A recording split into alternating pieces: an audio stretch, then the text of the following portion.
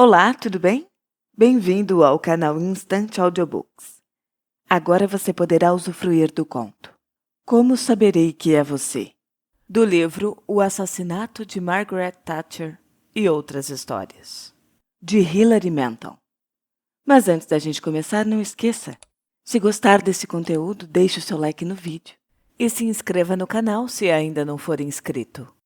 Você ainda pode se tornar um membro ou enviar qualquer quantia através da chave Pix, que aparece para você aí no vídeo. Dito isso, fique agora com o conto completo.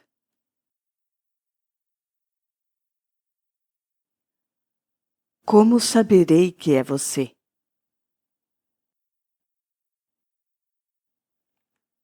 Em um certo verão, nos últimos suspiros da década de 90, eu tinha que sair de Londres para uma palestra numa sociedade literária, do tipo que já devia ser antiquada no fim do século passado. E quando chegou o dia, eu me perguntei por que eu havia concordado com aquilo. Contudo, sim, é mais fácil do que não. E é claro, quando você faz uma promessa, você acredita que aquele momento nunca vai chegar, que vai haver um holocausto nuclear ou algum tipo de distração. E além disso, eu tinha saudade da época do autodidatismo, aqueles clubes de leitura. Eles eram fundados por tecelões e suas esposas vendedoras, por engenheiros poetas ou médicos uxórios com longas noites de inverno a atravessar. Quem ainda mantém algo assim hoje em dia? Eu levava uma vida itinerante naquela época, me esforçando para escrever a biografia de um personagem com quem eu terminei por antipatizar. Durante uns 2 ou 3 anos eu fiquei presa naquele ingrato círculo de revirar as minhas próprias migalhas, de compilar aquilo que eu já tinha compilado, de salvar tudo isso em discos de computador que se formatavam periodicamente no meio da noite. Eu estava sempre numa correria com os meus fichários, com os meus recortes, os meus cadernos baratos com suas páginas porosas e manchadas. Ai, e como era fácil perder esses itens. Eu os esquecia nos táxis ou nos compartimentos superiores dos trens. Ou até mesmo jogava fora com os montes de jornais que eu não tinha lido do fim de semana. Às vezes parecia que eu seria obrigada a refazer os meus próprios passos para sempre, entre Euston Road e o Arquivo Nacional de Periódicos, que naquela época ainda ficava em Colindale, entre os subúrbios encharcados de chuva de Dublin, onde o meu personagem viu a luz pela primeira vez, e a cidade industrial do norte, onde 10 anos depois que ele deixou de ser de alguma utilidade, cortou a própria garganta num banheiro de hotel às margens da ferrovia. Acidente, disse o legista. Mas havia uma forte suspeita de encobrimento. Para um homem com uma barba farta, provavelmente ele tinha se barbeado com energia demais. Mas eu estava perdida e à deriva naquele ano. Eu não nego. E uma vez que a minha mala estava sempre pronta, não tinha razão para eu recusar a sociedade literária. E, segundo explicaram, eles me pediram para oferecer aos integrantes um resumo rápido das minhas pesquisas, fazer uma breve menção aos meus 3 primeiros romances e depois responder às perguntas da plateia. Após o que, segundo eles, haveria um voto de agradecimento. E aliás, eu achei as maiúsculas perturbadoras. Eles ofereciam um pagamento modesto e, ao que eles mesmos disseram, me hospedariam em uma pousada chamada Rosemount, que era situada numa área tranquila, da qual eles concluíram sedutoramente eu encontraria uma fotografia anexada. E a tal fotografia veio na primeira carta do secretário.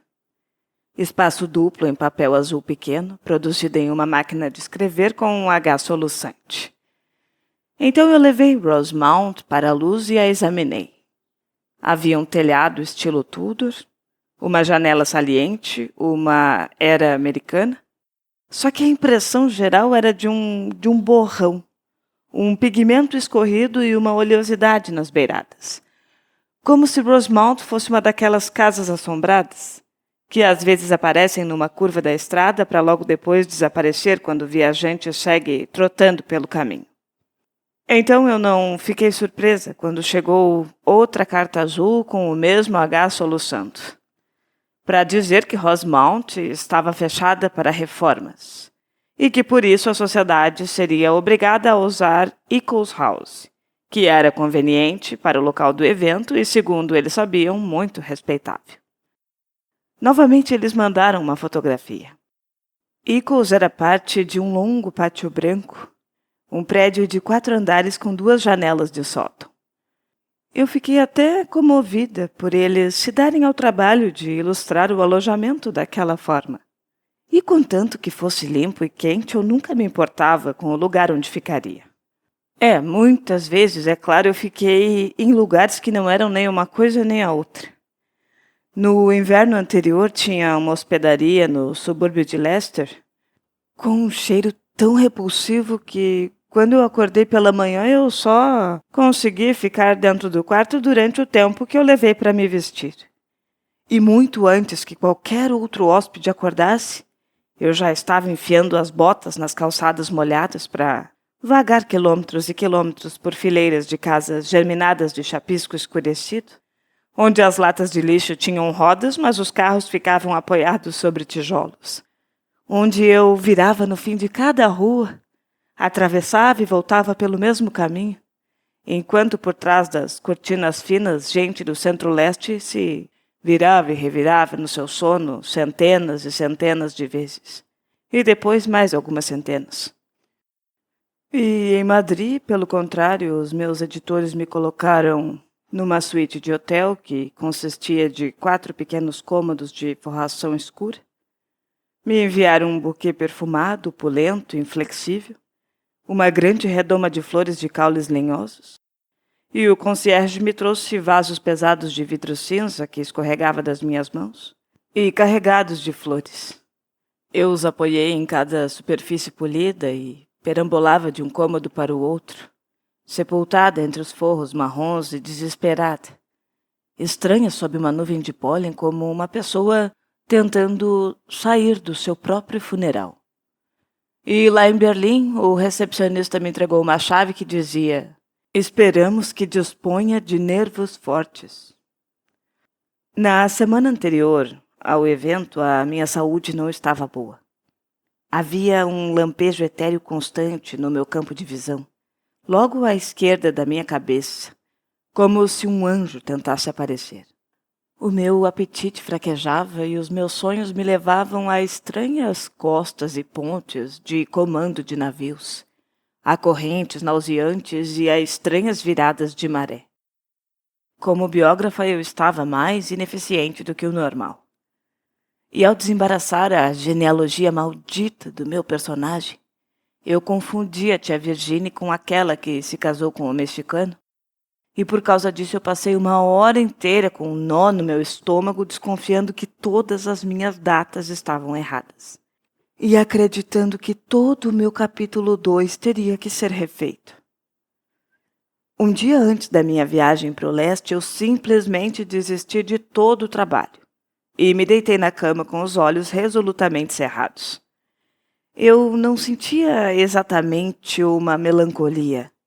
Era uma espécie de insuficiência generalizada. Eu parecia ter saudades daqueles 3 primeiros romances curtos e dos seus personagens raquíticos. Sentia vontade de ser ficcionalizada. A minha viagem ocorreu sem incidentes e o Sr. Simister, o secretário, me encontrou na estação. "E como que eu saberei que é você?" Ele tinha me perguntado ao telefone. "Você se parece com a foto das contracapas dos seus livros? Porque eu tenho a impressão de que os autores raramente se parecem com elas." Ele riu depois de dizer isso, como se fosse uma piada ferina da mais alta categoria. Eu fiquei pensando na pergunta dele, e por isso uma breve pausa na linha o levou a perguntar: "E ainda está aí?" "Bom, eu continuo a mesma," eu respondi. "Não estou muito diferente, só um pouco mais velha agora, é claro. com o rosto mais magro, o meu cabelo também está bem mais curto e de uma cor diferente. Ah, e raramente eu sorrio daquela forma. Ah, entendo. E, Sr. Simister, como que eu vou saber que é você? Eu o reconheci pela cara amarrada e pela cópia do meu primeiro romance, A Spoiler at Noonday, que ele estava segurando na altura do peito. Ele estava com um sobretudo todo fechado. Era junho e o clima se tornara invernal, e eu esperava que ele soluçasse, assim como a sua máquina de escrever. Acho que vamos levar uma enxurrada boa, ele comentou quando me levou até o seu carro. Eu levei um tempo para decifrar esta estranheza sintática. E enquanto isso, ele mexeu e ajeitou os bancos do carro, jogou um jornal da noite sujo sobre um cobertor do cachorro no banco de trás e ficou batendo a mão vagamente no banco do carona como se fosse remover fiapos e pelos de cão num passe de mágica. E os integrantes da sociedade não saem na chuva? Eu perguntei finalmente entendendo o que ele tinha querido dizer. Ah, nunca se sabe, nunca se sabe. Respondeu ele batendo a porta e me fechando dentro do carro. A minha cabeça se virou automaticamente para o lado por onde eu tinha entrado, como a minha cabeça sempre tende a fazer. Nós dirigimos por 1 quilômetro ou mais rumo ao centro da cidade. E era 5:30 da tarde, a hora do rush. A minha impressão foi de uma estrada arterial ladeada por mudas de plantas doentes, de carretas e carros-pipa retumbando na direção do cais. Tinha uma enorme rotatória verde, onde o Sr. Simister pegou a quinta saída. E então ele me tranquilizou. Não estamos mais tão longe agora. Ah, que bom. Eu respondi porque eu tinha que dizer alguma coisa. E não gosta de viajar, senhora? Perguntou o Sr. Simister ansiosamente. Não, é que eu andei doente. Eu expliquei. Nesta última semana. Ah, lamento. Ele parecia, de fato, lamentar. Não sei, talvez achasse que eu podia vomitar no cobertor do seu cachorro. Mas eu virei a cara deliberadamente e comecei a observar a cidade. Naquela extensão larga, reta, movimentada, não havia quase lojas de verdade. Só janelas gradeadas dos pequenos comércios. Nos andares superiores, em janelas encardidas, dava para ver uns cartazes fluorescentes colados que diziam táxi, táxi, táxi. Pareceu-me uma área de livre iniciativa, sabe? Credores independentes, casas de massagem, academias de ginástica e lugares para se lavar dinheiro. Traficantes em cômodos sujos, à torta e à direito, atravessadores com voos para Miami ou Bangkok e pátios gradeados onde os pitbulls rosnavam e os carros ganhavam uma repintada rápida antes de encontrar um novo dono feliz. Bom, aqui estamos. O Sr. Simister estacionou. Quer que eu entre com você? Ah, não, não há necessidade. Eu respondi. Olhei em volta. Eu estava a quilômetros de qualquer lugar. E o tráfego estava em disparada. E agora estava chovendo, exatamente como o Sr. Simister havia dito. É 6:30? Eu perguntei. Sim, 6:30. Ele me respondeu. Um bom tempo para tomar um banho e se preparar. Ah, e a propósito, nós mudamos de nome agora. Grupo Literário. O que é que você acha? As baixas nas nossas fileiras, sabe? Integrantes mortos. Mortos mesmo? Ah, sim. Estamos apelando para o público mais jovem. Mas tem certeza de que não quer ajuda com essa mala? Eccles House não era exatamente como a fotografia tinha sugerido. Afastada da estrada, ela parecia sair de um estacionamento. Um amontoado de veículos em fila dupla que se aglomerava até a beira da calçada. Um dia tinha sido uma residência com alguma dignidade, mas só que aquilo que eu havia tomado por estuque era, na verdade, alguma substância patente recém-colada à parede da frente. Tinha um tom branco acinzentado e era rugosa, como um cérebro cortado ao meio ou como uma noz mastigada por um gigante. Parei nos degraus e vi o Sr. Simister adentrar o tráfego. A chuva estava caindo agora com mais força. E no lado oposto da rua tinha um galpão de tapetes com um letreiro que dizia "Ponta de estoque para salão", pintado num cartaz sobre a fachada. E com seu casaco impermeável tinha um rapaz de aparência deprimida que estava colocando os cadeados no portão. Olhei de um lado para o outro da estrada e fiquei imaginando quais provisões eles me haviam preparado para comer. Em noites como estas, eu daria uma desculpa. Um telefonema que eu estava esperando, um estômago nervoso, e recusaria a oferta de um bom prato de comida, entre aspas. Eu nunca quero prolongar o tempo que eu passo com os meus anfitriões. Olha, eu não sou, na verdade, uma mulher nervosa. E a tarefa de falar para algo como 100 pessoas não me causa nenhum incômodo. Mas são os bate-papos posteriores que me desgastam. A jocosidade risonha, os papos sobre livros é que me irritavam como uma dobradiça que range. E então eu saía de fininho. E se não conseguisse convencer o hotel a me deixar alguma coisa para jantar, eu saía e procurava um restaurante pequeno, escuro, meio vazio, no final de uma avenida e que fornecesse algum prato de massa ou um filé de linguado, uma meia garrafa de um vinho ruim, um café expresso de óleo diesel, um copo de estrega. Mas e esta noite? Eu teria que me virar com qualquer que fosse o arranjo que tivessem feito para mim. Porque eu não podia comer tapetes e nem pedir um osso ao cachorro de um traficante. E com o meu cabelo achatado pela chuva, eu entrei recebida pelo fedor de viajantes. E eu me lembrei instantaneamente da minha visita a Leicester. Mas só que este lugar, a Eccles House, tinha uma escala própria de sufocamento. Então eu parei e inalei. Porque é preciso respirar. Eu inalei a fumaça de 10.000 cigarros, a gordura de 10.000 cafés da manhã, a ferrugem metálica de 1.000 lâminas de barbear e o aroma de bosta de cavalo das emissões noturnas. Cada odor desses jamais expurgado por uma década inteira. Estava lá entranhado na chita flácida das cortinas e no carpete escarlate que subia pelas escadas estreitas. E no mesmo instante eu senti um lampejo do meu anjo da guarda no canto do meu olho. A fraqueza que ele trazia consigo. E a enxaqueca nauseada percorreu todo o meu corpo.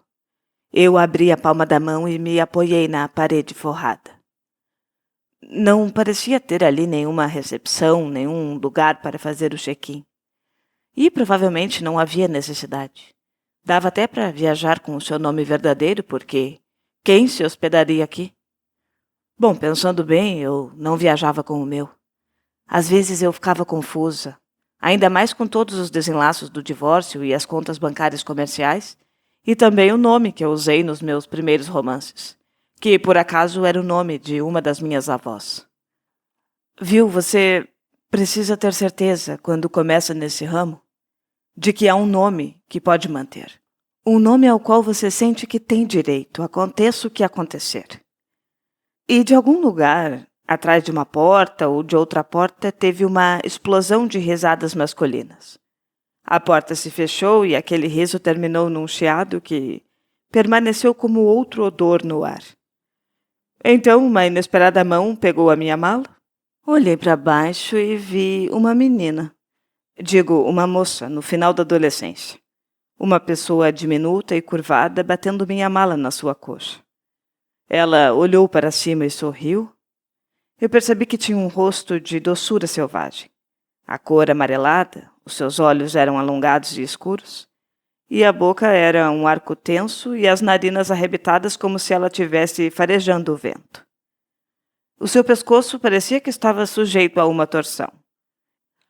Os músculos do lado direito estavam contraídos como se uma grande mão punitiva a tivesse agarrado e esmagado num aperto.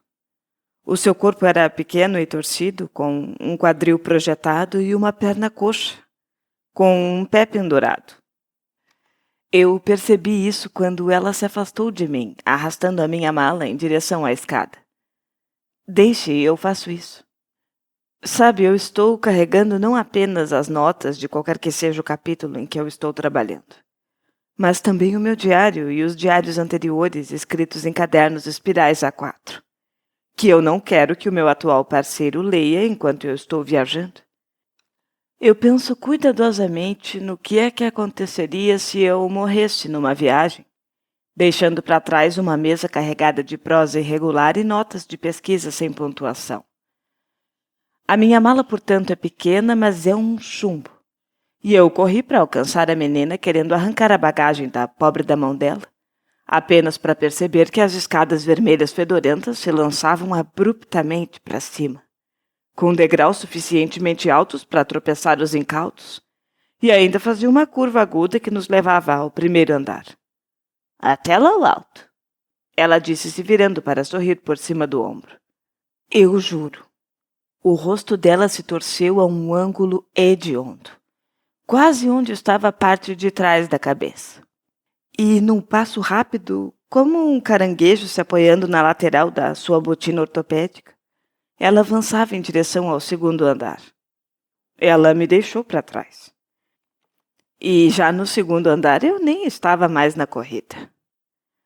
Quando eu comecei a subir para o terceiro, aquelas escadarias agora pareciam umas escadas de pintor de paredes e o cheiro era ainda mais denso e se acumulava nos meus pulmões, tanto que eu senti de novo o lampejo do anjo.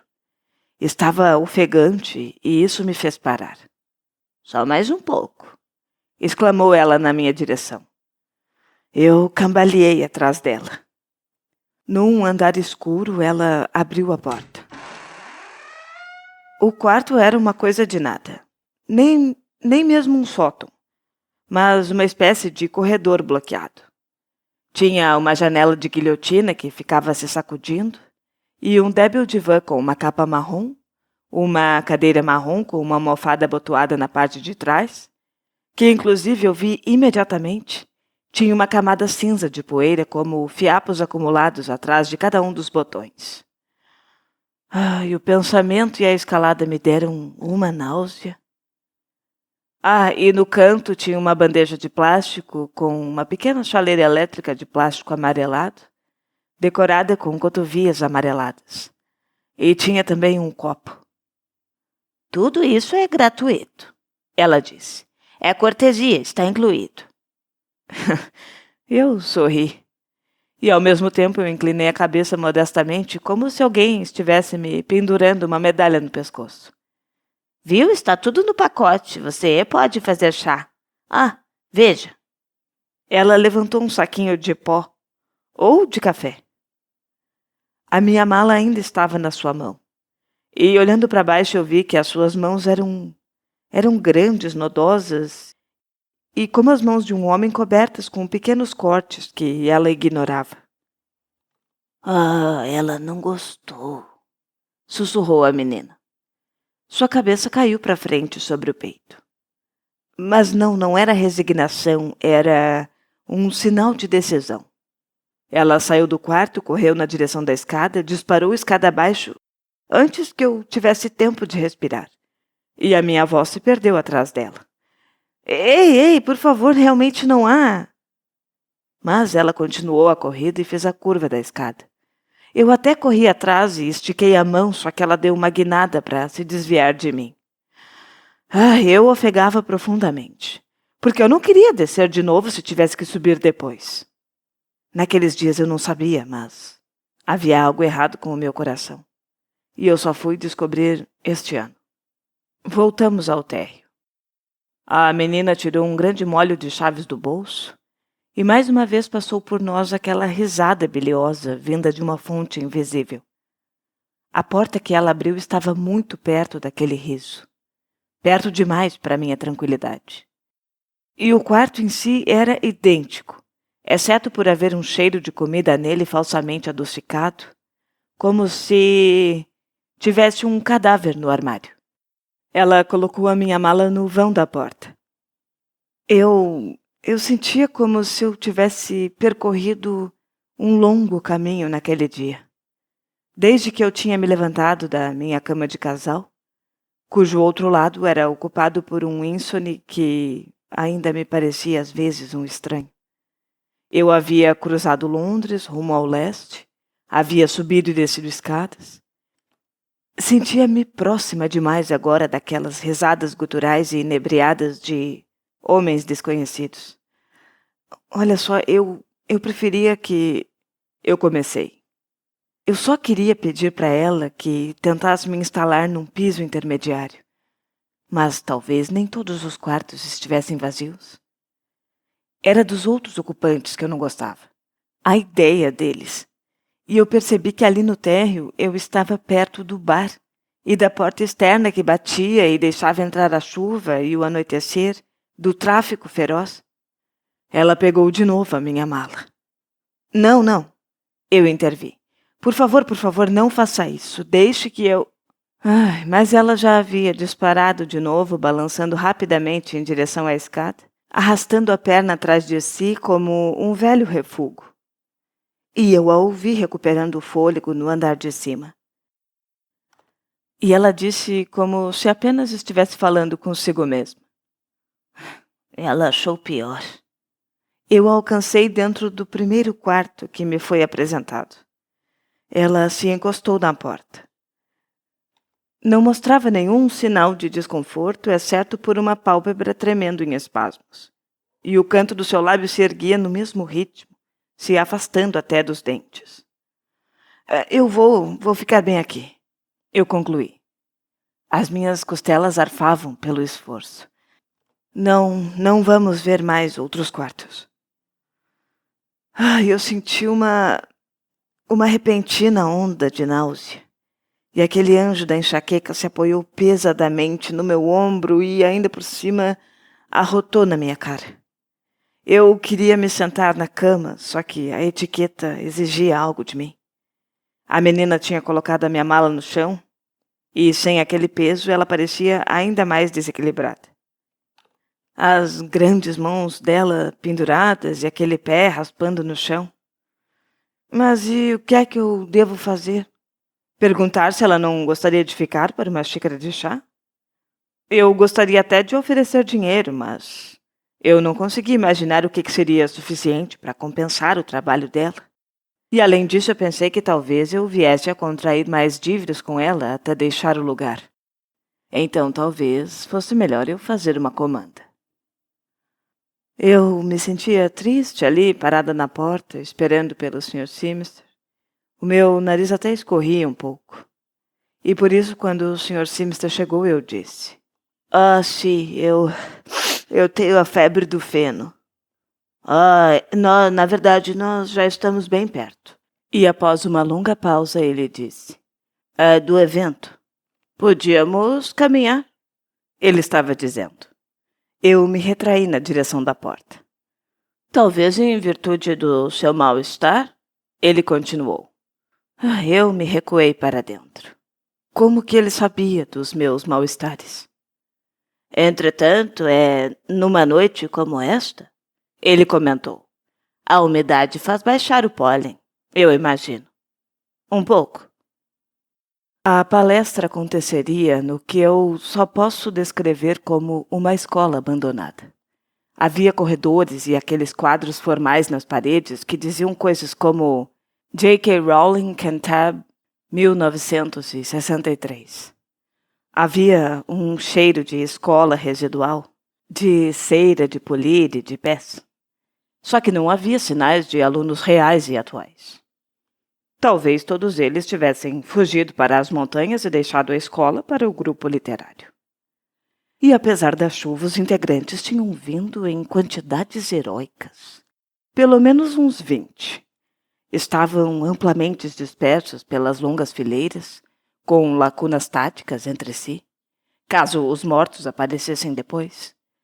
Alguns tinham estrabismo e outros bengalas, muitos tinham barba, incluindo as mulheres, e os integrantes mais jovens, mesmo aqueles que pareciam sãos à primeira vista, tinham um olho vidrado e sem foco e pacotes volumosos sob suas cadeiras, que eu imediatamente adivinhei que eram manuscritos de livros de fantasia futurista. e que eles gostariam que eu levasse para casa, lesse, comentasse e mandasse de volta para eles, quando eu tiver um tempo, é claro. Sabe, existe uma maneira de olhar e existe uma maneira profissional, impessoal de olhar. Eu me acomodei atrás de uma mesa e ali eu tomei um gole de água, folheei as minhas notas, verifiquei a localização do meu lenço, levantei a minha cabeça e passei os olhos pela sala. Tentei um tipo teórico de contato visual e dirigi um sorriso de um lado a outro do público. Parecendo, eu tenho certeza, um daqueles cachorros que balançam a cabeça na traseira de Austin Maestros. O Sr. Simster se pôs de pé, porque dizer que ele se levantou não daria nenhuma noção do empenho impressionante que realmente se deu. Nossa convidada não se sentiu muito bem na última semana. Vocês lamentaram essa notícia tanto quanto eu, a febre do feno, e por isso fará sua palestra sentada. Eu já me sentia uma idiota. Mais idiota do que eu precisava me sentir. Ninguém ficava sentado porque tinha febre do feno. Mas aí eu pensei, não, nunca se explique. Eu tagarelei de forma inteligente ao longo da minha apresentação, lançando uma piadinha aqui e ali e elaborando sobre uma ou outra alusão local totalmente espúria. E aí vieram as habituais perguntas. De onde vem o título do seu primeiro livro? O que aconteceu com Joy no final de Tea Time em Bedlam? Em retrospecto, quais tinham sido as minhas próprias influências formativas? E eu respondi com a minha habitual lista de russos obscuros, na verdade, inexistentes. E um homem na fila da frente disse: Posso perguntar o que levou a sua incursão no ramo da biografia, senhorita Earl? Ou devo dizer senhora? Eu sorri fracamente, como eu sempre faço, e sugeri: Por que não me chama de Rose? O que, aliás, gerou uma grande agitação, uma vez que esse não é o meu nome. No caminho de volta, o Sr. Simeister disse que tinha considerado a palestra um grande sucesso, e ele não foi nada modesto, e ainda disse que tinha certeza de que todos estavam muito gratos. As minhas mãos estavam úmidas de tanto cumprimentar autores de ficção científica. E também tinha uma mancha de marcador permanente no punho da minha blusa e eu estava com fome. Aliás, imagino que você já tenha comido, disse o Sr. Simeister. Eu afundei no meu banco. Eu não sei por que ele imaginava qualquer coisa desse tipo, mas eu tomei uma decisão imediata em favor da fome. Ao invés de ir a algum estabelecimento com ele, onde os membros do grupo literário poderiam estar escondidos, ou sob uma toalha de mesa, ou até pendurados nos ganchos de chapéu, de cabeça para baixo, tipo morcegos. Eu parei lá no saguão da Eccles House e espanei as gotas de água que me cobriam. Havia um odor imanente de óleo de cozinha velho. Jantar terminado, então. Será que todas as batatas já estão fritas? Uma fumaça pairava no interior à altura da cabeça da gente. E das sombras do pé da escada, a pequena menina se materializou. Ela ergueu os olhos para mim. Sabe que normalmente não recebemos senhoras, ela disse. Eu notei que a língua dela era grande demais para sua boca. Ela tinha um chiado na fala, como se o Deus que a fez estivesse esfregando as mãos secas. Mas o que é que você está fazendo? Eu perguntei. Por que você... Por que ainda está de serviço?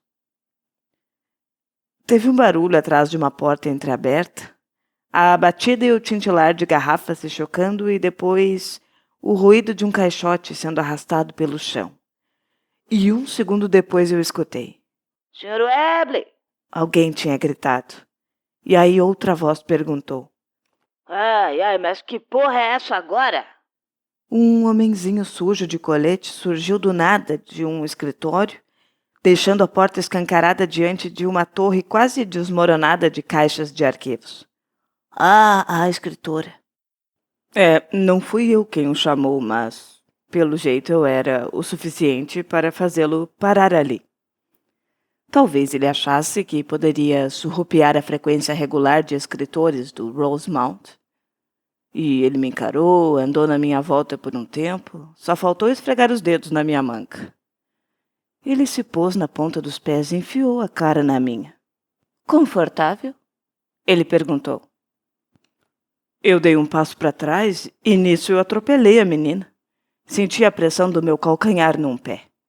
Ela arrancou seu pé vacilante que estava debaixo do meu sem emitir um único som.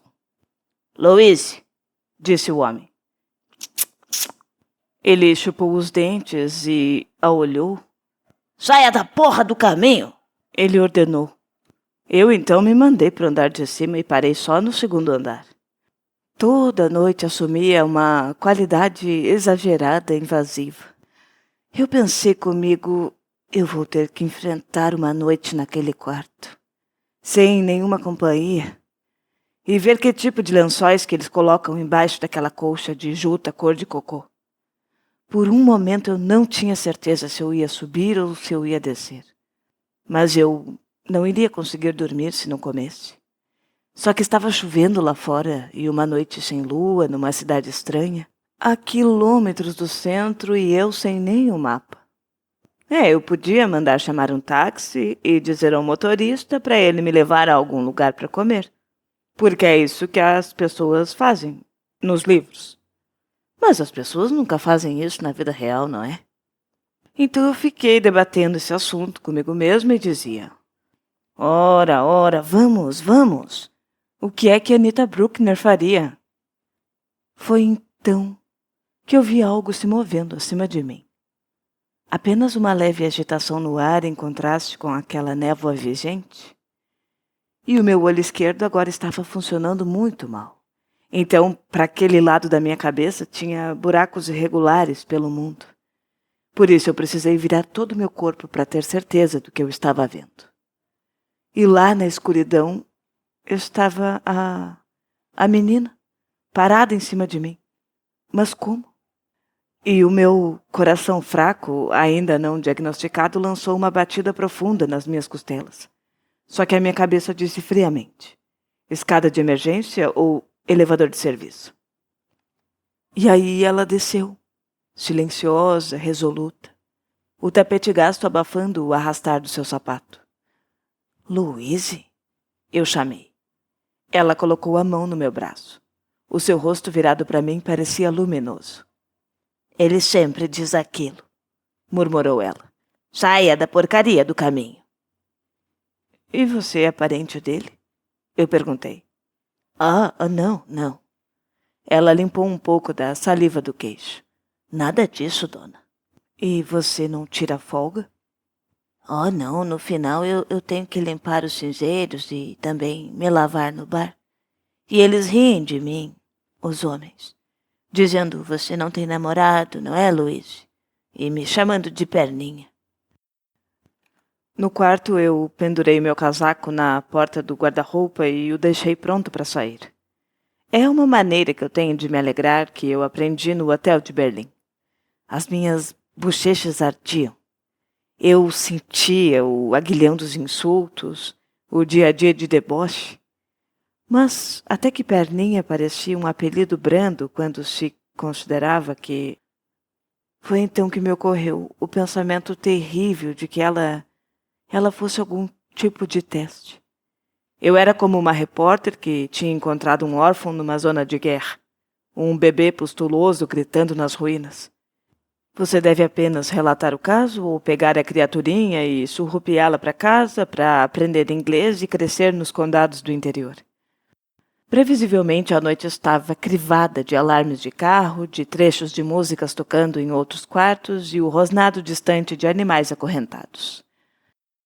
Eu sonhava com Rosemount, suas paredes se desvanecendo à minha volta, suas janelas derretendo no ar. E em certo momento, sonolenta e me revirando sob aquela colcha fúngica, eu achei que eu estava sentindo cheiro de gás. Só que aí eu caí no sono de novo e senti cheiro de gás nos meus sonhos. E lá estavam os integrantes do grupo literário rolando sob a minha cama, rindo enquanto cerravam as frestas em volta das janelas e portas com as páginas arrancadas dos seus manuscritos. Ofegante eu acordei. Uma pergunta pairava naquele ar fétido. Exatamente o que levou a sua incursão no ramo das biografias, senhorita Earl? Pensando bem, o que motivou a sua incursão em incursões? O que motivou qualquer coisa nessa vida? Bom, e lá pelas 6:30 eu desci ao térreo. O dia estava bonito, eu me sentia oca por dentro e estava com um mau humor ferino. A porta estava aberta e um clarão de luz corria pelo tapete, que nem margarina derretendo no sol. O meu táxi, já sempre pré-agendado para uma escapada rápida, estava parado ali no meio-fio. Eu olhei ao redor cautelosa para tentar evitar o Sr. Webley, e uma névoa já começava a cobrir Eccles House. A tosse dos fumantes sacudia os corredores e o som de escarros e também as descargas dos banheiros. Algo tocou no meu cotovelo. Louise tinha chegado ao meu lado sem nenhum ruído. Ela simplesmente arrancou a mala da minha mão. Você desceu sozinha? Ela sussurrou. O seu rosto estava intrigado. Deveria me chamar e eu teria vindo.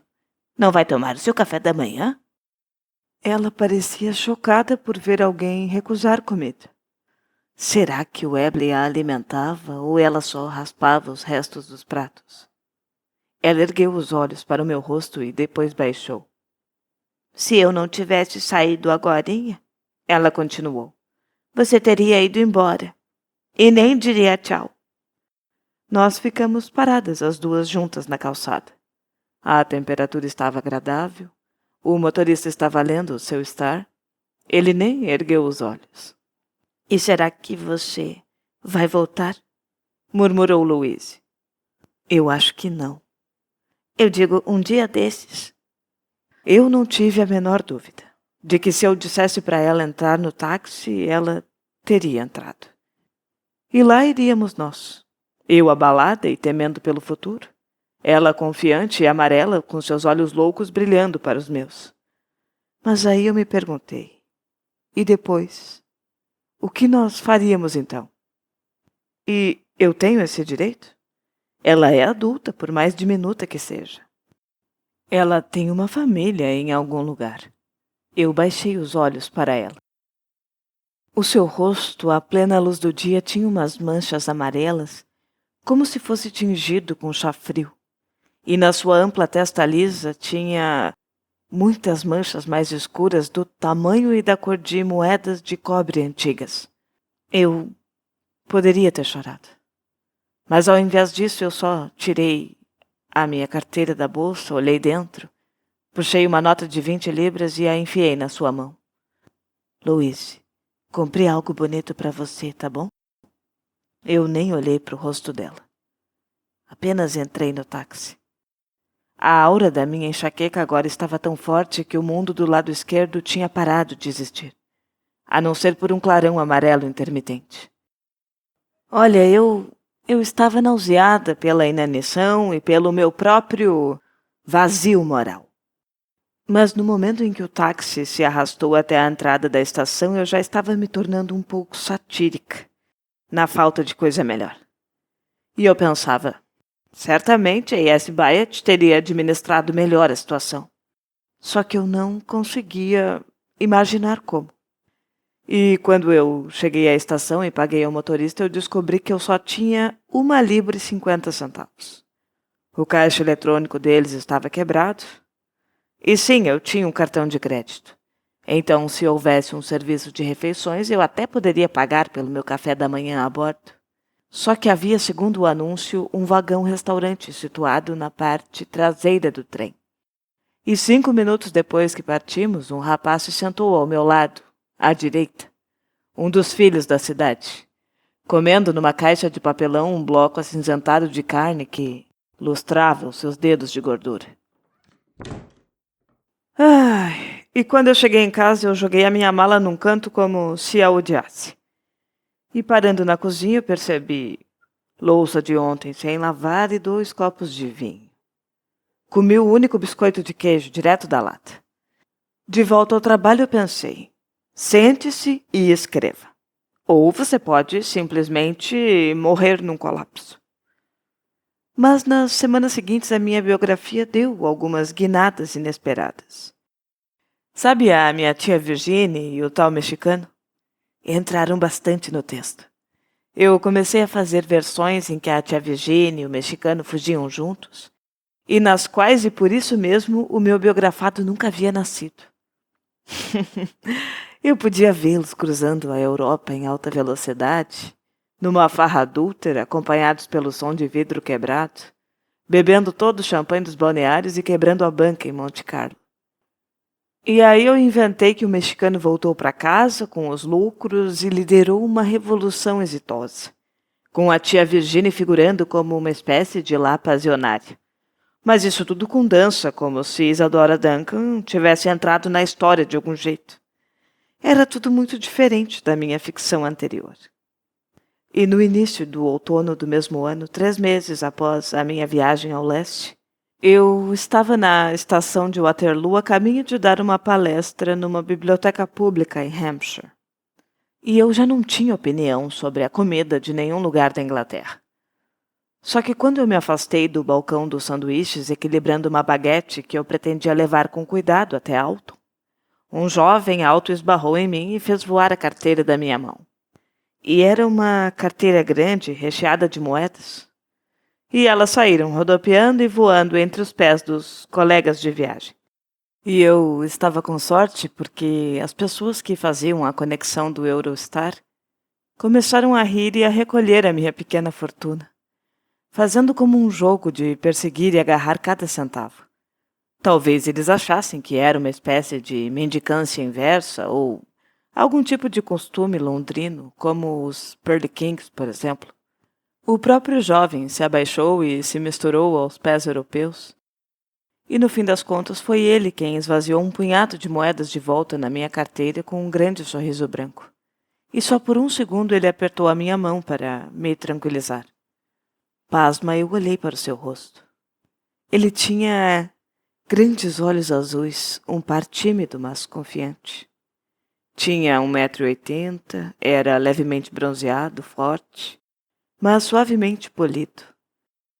O seu paletó de linho índigo artisticamente amarrotado, a camisa de um branco deslumbrante. Ele era tão limpo em tudo, tão doce, tão dourado, que eu recuei acreditando que ele só podia ser um americano prestes a me converter para algum culto. E quando eu cheguei à biblioteca, uma quantidade ambiciosa de cadeiras, 15 na primeira contagem, estava organizada num semicírculo. A maioria estava ocupada. Um silencioso triunfo, não?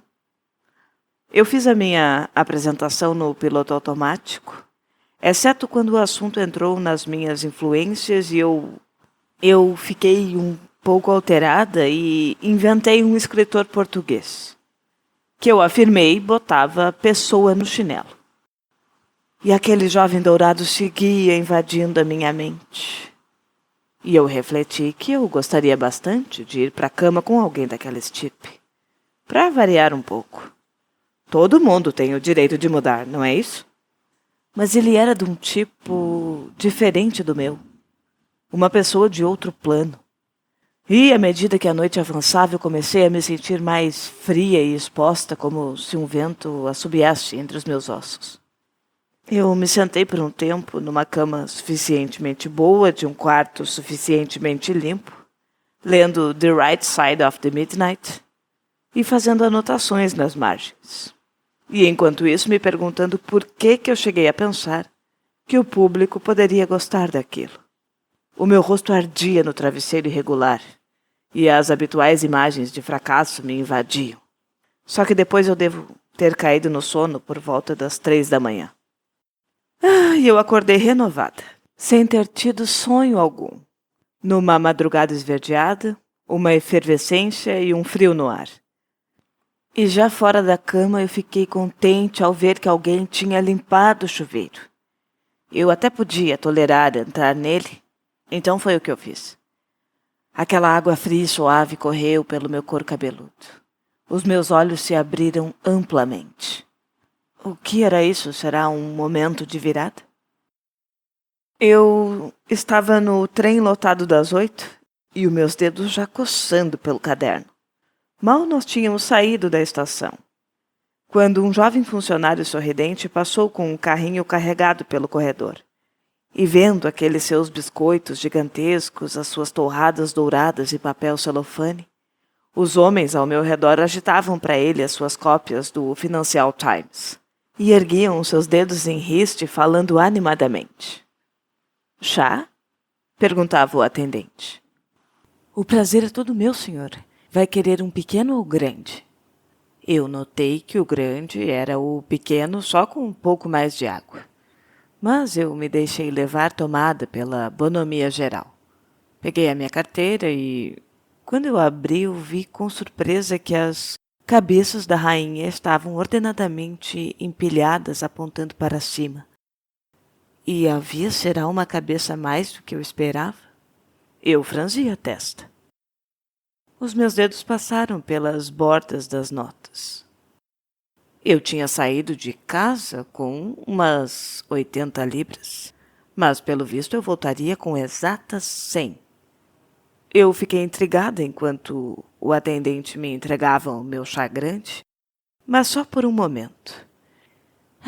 E aí eu me lembrei do jovem com o seu largo sorriso branco, com os seus cabelos cinzentos riscados de ouro, a perfeição bronzeada da sua pele firme e a graça da sua mão se fechando na minha. Coloquei as notas de volta, guardei a minha carteira e me perguntei: qual será dos meus defeitos que ele notou primeiro?